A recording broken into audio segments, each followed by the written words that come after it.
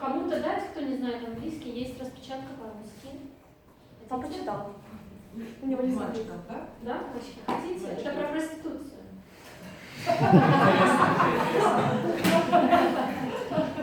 Я хочу сказать, что у нас английский язык заявлен как официальный язык конференции, но до сих пор еще не было прецедента, что приходил человек и говорил по-английски.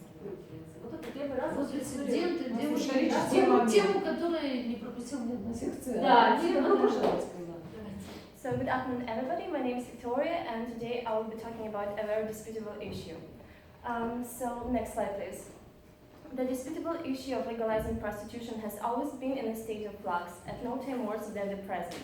The reason for this phenomenon is the fact that prostitution involves many different aspects of our life. I mean, not only economy, ethics, morality, criminalistics, but also something more, the rights of people, the rights of humans, and particularly the rights of women. Even though 8 European countries have already legalized prostitution, Ukraine still seems to fall behind with this tendency. Please pay attention to the slide. Here you can see the regions where prostitution was either legal or illegal. If we're talking about Europe, then to the list of the 8 countries where prostitution is legal belongs Austria, Germany, Netherlands, Switzerland, Turkey, Greece, Hungary, Latvia. These are these top 8. Наступний слайд, будь ласка. In 2006, one of the articles was removed from the Criminal Codex of Ukraine. This was the article that stated that women who provide sexual service have to be punished and have to carry the responsibility. At the same time, the responsibility for human trafficking was enhanced. However, there was still one article left, particularly article number 181 in the Administrative Code of Ukraine, which stated that women who provide commercial sex service have to be fined for nearly 15 non-taxable minimum wages. Наступний слайд, будь ласка. The term prostitution is generally understood to mean the offer of the body for indiscriminate sexual intercourse for money without hire, or if to say this easily, prostitution simply puts sex for money. This type of industry is distinct from others because it has very different and difficult legal status. For example, there are industries like manufacturing, healthcare, but we can compare the legal status of these industries. Next, наступний слайд, будь ласка. So in Ukraine, for example, in 2012, one of the people's deputies, particularly Alexei Davidenko, supported the idea of legalization of prostitution and mentioned that it will benefit everybody, country, people, force enforcement agents, everybody. Then 4 years later, in 2016, another deputy, whose name is Mikhail Gavrilenko, supported this idea and mentioned the same arguments. However, the social opinion is different. According to the survey that was made by the IWOX company in the year 2011, only 39% of people supported legalization of prostitution. Out of this 39%, only 50% of male and 30% of female representatives supported the idea. Other people remain indifferent. It's very important to mention that people have a certain set of arguments that were used to say that legalization of prostitution should never take place in Ukraine. Наступний слайд, будь ласка. You can also pay attention to the statistics that tell us about the age of the sex workers and the regions where these tendencies can be seen. Unfortunately, one of the most problematic regions is Kherson. You can see here because the number of underage prostitutes is actually higher than in any other of the regions. It's from, underage, I'm talking about girls or men, probably guys, from 13 to 17.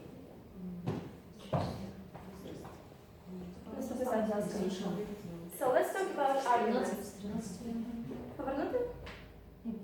First and foremost, prostitution is generally correlated with high rates of crime or poverty. So this is one of the reasons a lot of countries, especially Ukraine, wants to get rid of this practice. However, some governments have turned this, the legalization of prostitution into a so-called measure of prevention. For example, in Netherlands, according to the survey that was made by Paul Bisman in the year 2015, there were special zones created for the prostitution activity on the streets. It all happened around 1980s. And according to the results of these experiments, actually the rates of crime declined in the city. Next slide, please. Secondly, a lot of women who also take part in the discussion say that so-called service, so-called job is not very appropriate and is not dignified for a woman. However, women who make such assumptions usually neglect the articles that are anchored in the Constitution of Ukraine, especially Articles 23 and 35 that state that everybody should be guaranteed the right to the free development of its personality, the freedom of speech and the freedom of thought. From this perspective, everybody is free to do whatever the person feels like and to have a job that a person wants, only if this job or this desire doesn't violate the rights of other people. When we're talking about prostitution, these rights are not violated because people only offer. Nobody pushes you and nobody violates your choice. Next slide. Наступний слайд, будь ласка. Thirdly, Ukrainians are also afraid that because of the legalization of prostitution, the number of women, of girls that take part in this service will actually rise. However, prostitution, is already a common practice in many cities. So that's actually the problem. We're not emphasizing the sphere that doesn't exist. By decriminalizing prostitution, we will only make the sphere that already functions and flourishes just more transparent. Наступний слайд, будь ласка. So let's talk about the benefits of legalization of prostitution. There was a precedent, especially a law that was signed in the year 1992 in Australia that regulated the activity of brothels and decriminalized prostitution. And so decades later, we can see the results. First of all, actually sex industry was attached to special regions on the streets. Then the crime was also reduced. What's more, there was an increased public health because of sexually transmitted diseases testing. So everything was tested. Then there was higher quality of life for the people who worked in sex industry because they had better conditions because everything was regulated. And there was, of course, one of my innovative ideas. I think that actually legalization of prostitution can become one of the sightseeing effects or sightseeing places for Kyiv. We have the most beautiful women in the world, and well, we have to admit this, that Kyiv has long been rumored for one of the best places for sex tourism. So if this practice already exists, why not to use our benefit and to create this place and to make this place our sightseeing, sightseeing card, like for example in Amsterdam or in Tokyo. Наступний слайд, будь ласка. So in conclusion, we can see that prostitution in Ukraine has many benefits and therefore it should merit consideration from the public and from our government. Наступний слайд, будь ласка. Thank you for your attention.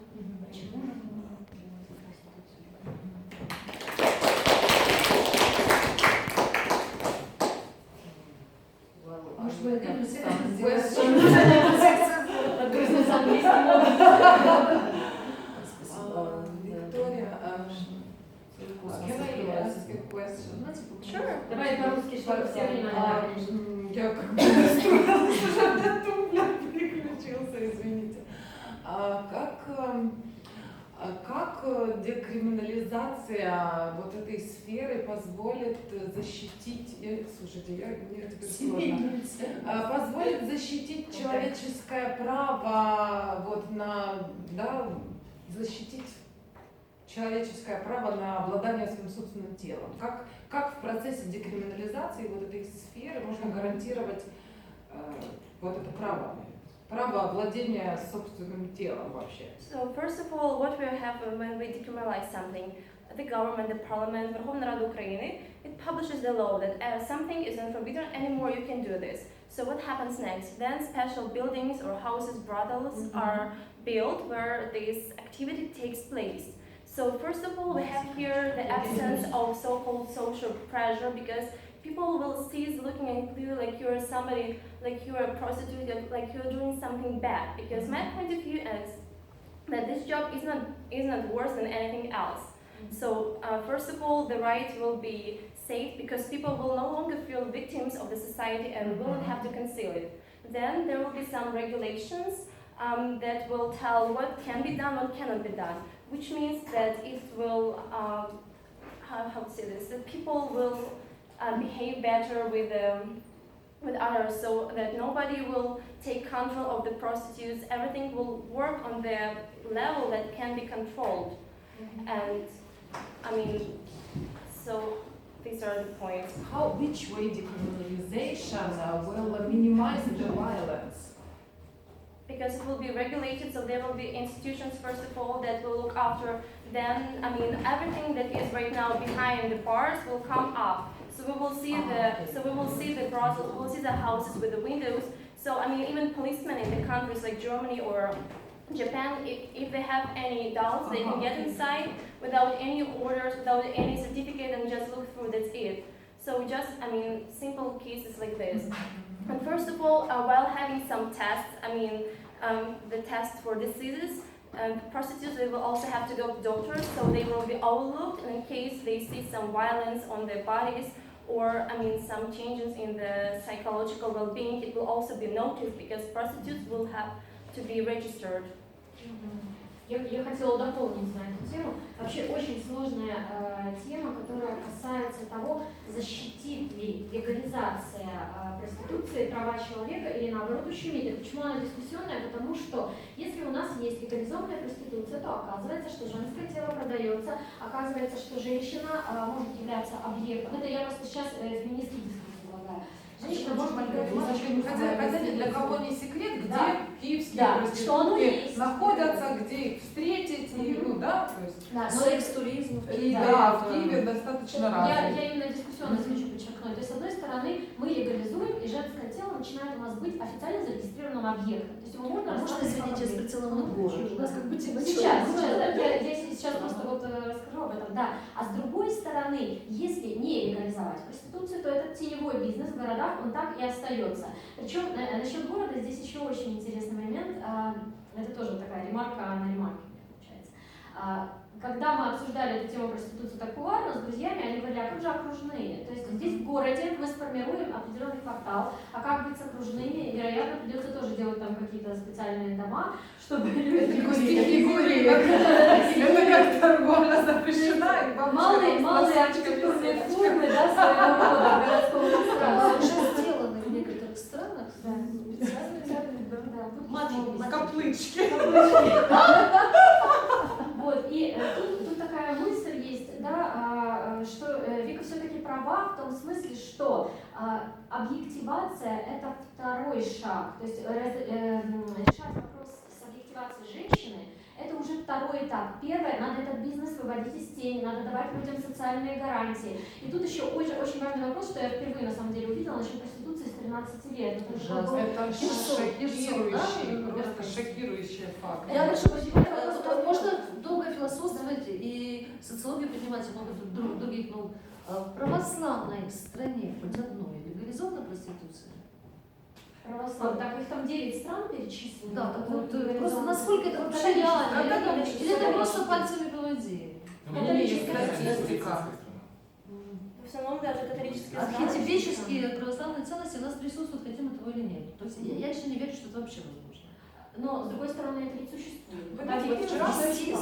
Вчера мы с Ольгой Юрьевной затронули такую дискуссию, что про Деву Марию, про культ Девы Марии в католических странах, да, и в православных. У нас не настолько развит культ Девы Марии. Возможно, с этим связано то, что у нас даже проще как бы получится эту всю систему. То есть наша власть, она как бы за православную ценность. Поэтому она не пойдет на легализацию. Сейчас нас освобождают. Давайте подводим итог. Можно, да, все-таки вашу основную идею, ноу-хау в этой теме, ваша личная на русском языке? Легализация проституции будет достаточно полезна для нашего города по разным причинам. Первая – защита прав человека, отсутствие какого-либо социального давления от общества, точная безопасность, контроль. Также это может принести деньги в бюджет, если устроить из этого своеродное такое развлечение, или как в Амстердаме, визитную карточку города. Как вы уже сказали, к нам у нас так есть секс-туризм, к нам и так приезжают люди, и девушки очень тоже падки на иностранцев, с желанием куда-то, господи, уехать, и поэтому тоже происходит такого рода секс-туризм, ну, даже бесплатно.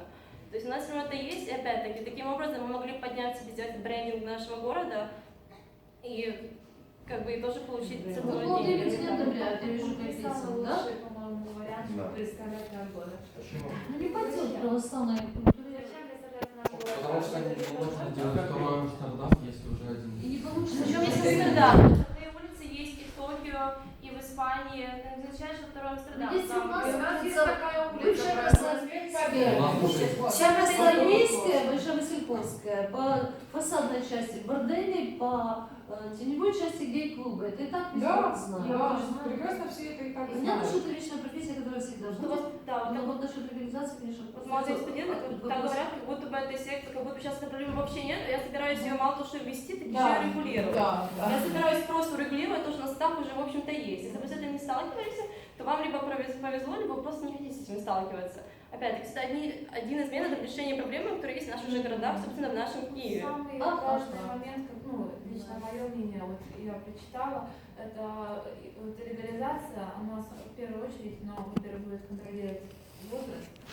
Да, Конечно, обязательно контролировать медицинский момент, потому что никто не застрахован от всех этих болячек. А вот это, ну, для меня вот из этой темы я подчеркнула то, что единственный плюс. Я пишу безопасность, да? Безопасность. Значит, невозможно закрыть глаза на то, что это и так существует. Такая сфера, и вообще деньги, причем деньги, это нельзя. Понимаете, они сейчас идут в тени вынес структуру. Да, Потому что раньше это Коробки не с семечками под табличкой «Торгивля заборонена». Они же все равно приходят люди, туда которые торговать. миллионы, миллиарды получают, никогда не захотят на свет Божий этого вынести. Конечно, Да, они конечно. соглашаются. В коррумпированном обществе это крут сейчас. Но, тем не менее, это одна из статей преодоления коррупции. Нормально Статей, какой-то да, стране, по которой- где есть верховенство права, понимаете? То есть воно трохи не на часі. Ну, проект, конечно, актуальный. В качестве проекта это просто замечательно.